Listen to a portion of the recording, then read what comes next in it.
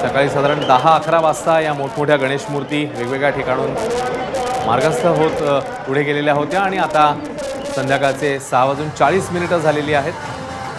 या मिरवणुका पुढे मार्गस्थ होत आहेत। तिकडे भिवंडीमध्ये दुपारी गणेश विसर्जन मिरवणुकीने वाजत गाजत गुलालाची उधळण करत प्रारंभ झाला।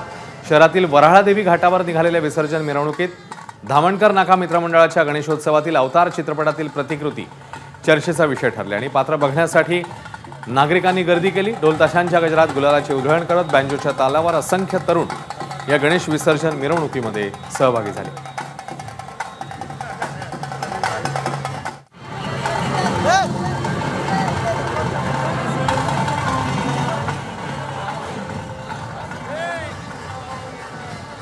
तर राज्यभरातलं हे नेमकं वातावरण आपण यापुढेही असंच टिपत राहणार आहोत। एबीपी माझा, उघडा डोळे बघा नीट।